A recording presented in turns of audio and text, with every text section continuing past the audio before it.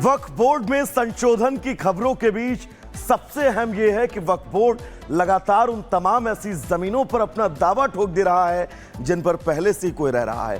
पूरी खबर क्या है, इस रिपोर्ट के जरिए आपको विस्तार से बताते हैं।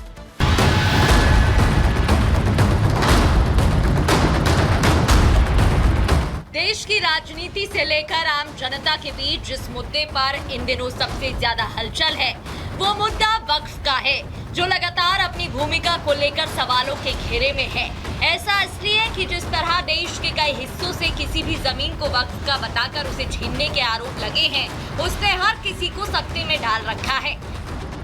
पहले ही पिछली यूपीए सरकार से उसे मिली असीमित शक्तियों पर घिरा वक्फ बोर्ड को कानूनी तौर पर जवाबदेह बनाने के लिए जहां मोदी सरकार वक्फ कानून में संशोधन की तैयारी में है, जिस पर सत्ता पक्ष और विपक्ष के बीच गतिरोध की स्थिति बनी हुई है।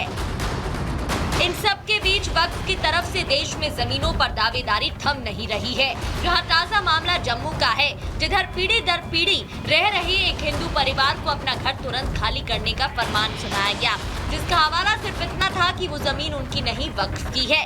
तो वहीं इस पूरी घटना पर ये भी आरोप लग रहे हैं कि यहाँ वक्फ की आड़ में हिंदुओं के बदले मुस्लिम परिवारों को बसाने की साजिश रची जा रही है। एक और जमीन पर वक्फ ने ठोका दावा। जम्मू में हिंदुओं के घर को वक्फ ने बताया अपना। जम्मू में वक्फ की तरफ से जिस जमीन पर दावेदारी की गई है वो वजारत रोड पर है, जहां रह रहे हिंदुओं को तुरंत घर खाली करने को कहा गया है। हिंदुओं का कहना है कि वो यहां साल 1947 से रहते आए हैं, मगर जब से वक्फ ने उस जमीन को अपना बताया है तब से हिंदुओं पर मुसीबतों का पहाड़ टूट पड़ा है। पहले ही गरीबी से जूझ रहे इन लोगों के लिए आशियाना छीनने के खौफ ने उन्हें अंदर से तोड़ दिया है।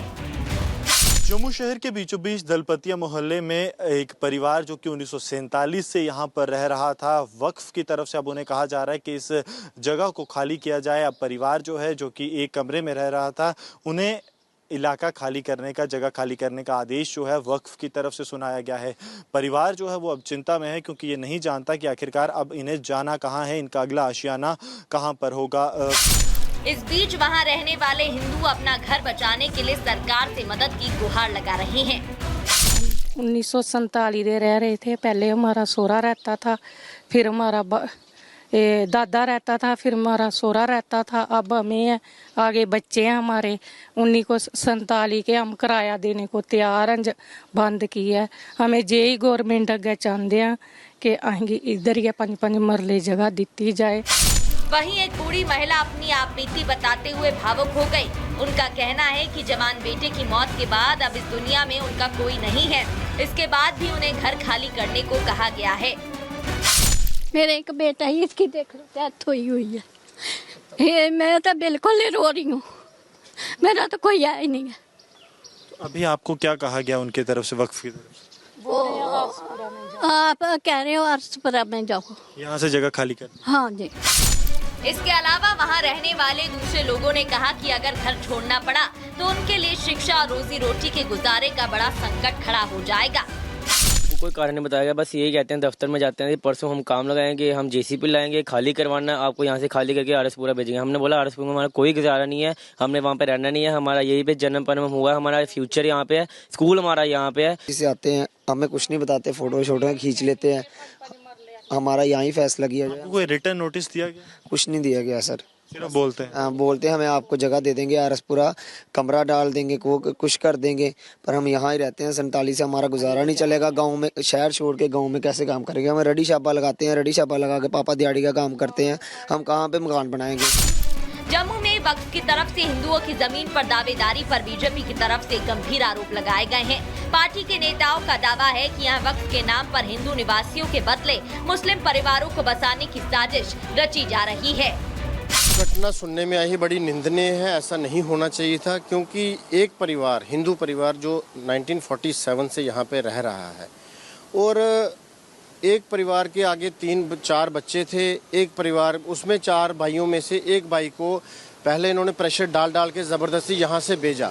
जब यहाँ से आरसपुरा कहीं ज़मीन दी, एक फैमिली चलो चलेगी, उसके बाद जो खाली कराया वहाँ पे मुस्लिम फैमिली को बिठा दिया। साफ है, जम्मू की तरह देश के कई हिस्सों में वक्फ की तरफ से जमीनों पर दावेदारी को लेकर सवाल उठते रहे हैं, जिसे लेकर सरकार भी गंभीर है। ऐसे में वोट बैंक की राजनीति करने वाले विपक्ष को ऐसे मामलों को संवेदनशीलता से देखना चाहिए। Bureau report.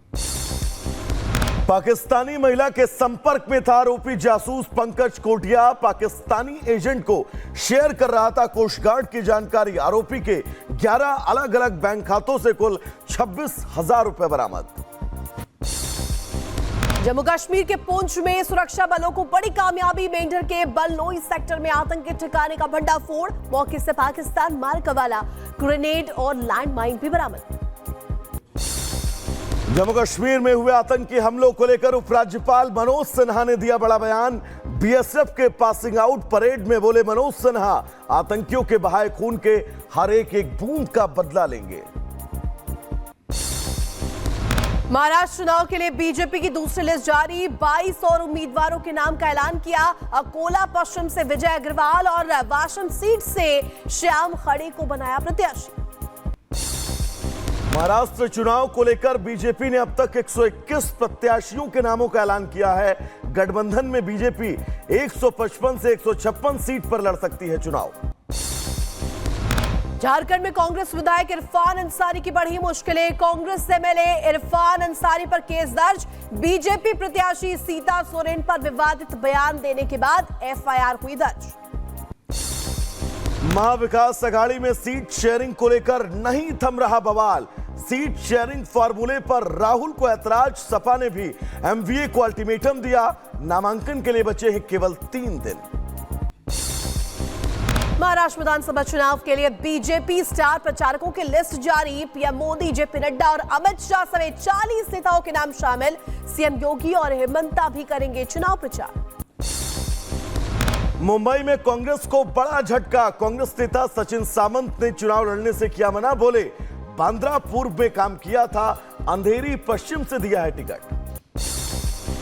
लॉरेंस बिश्नोई को महाराष्ट्र में चुनाव लड़ाने की तैयारी। साबरमती जेल भेजा गया फॉर्म ए और फॉर्म बी। उत्तर भारतीय विकास सेना के अध्यक्ष सुनील शुक्ला ने लॉरेंस बिश्नोई को बांद्रा पश्चिम विधानसभा क्षेत्र से चुनाव लड़ने का टिकट दिया है।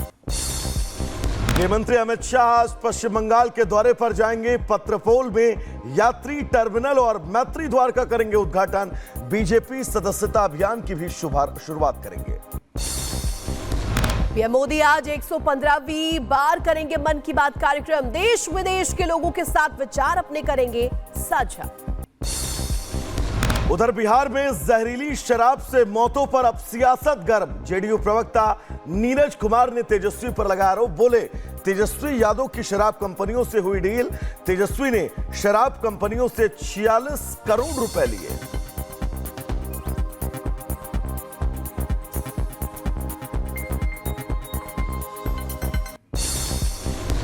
शाहजहांपुर में दिवाली से पहले लाखों रुपए के अवैध पटाखे जब्त। संविदा विद्युत कर्मी ने बगैर लाइसेंस के घर में लगा रखी थी लाखों की आतिशबाजी।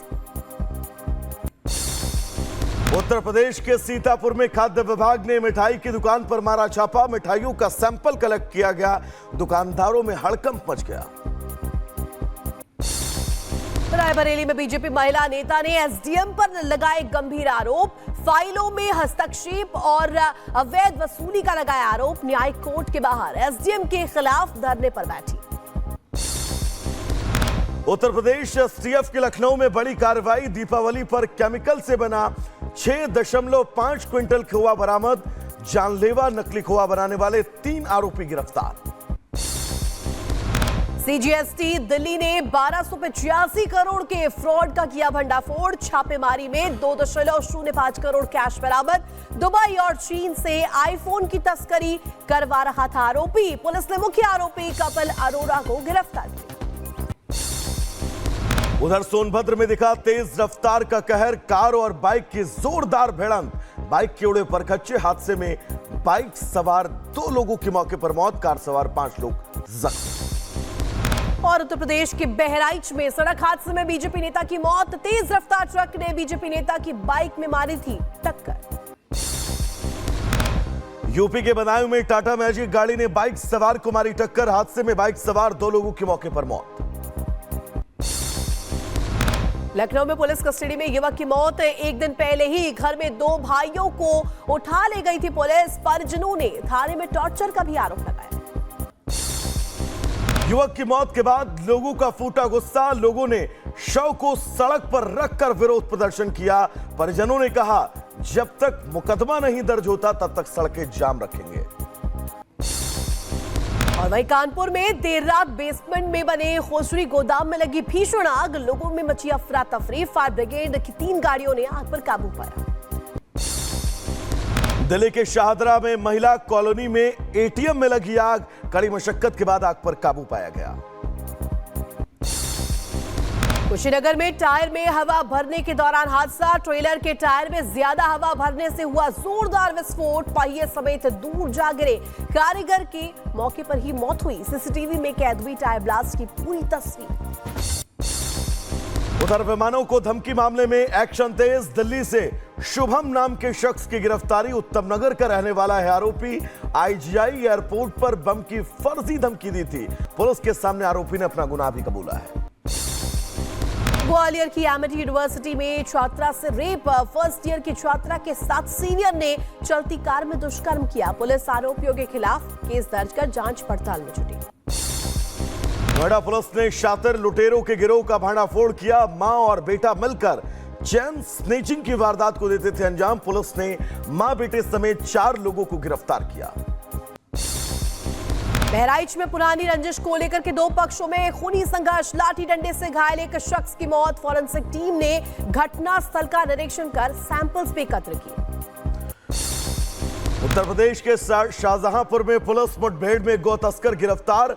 गौकशी करने जा रहे 2 बदमाशों को धर दबोचा। मौके पर अवैध असलाहा और गौकशी का उपकरण बरामद किया गया है।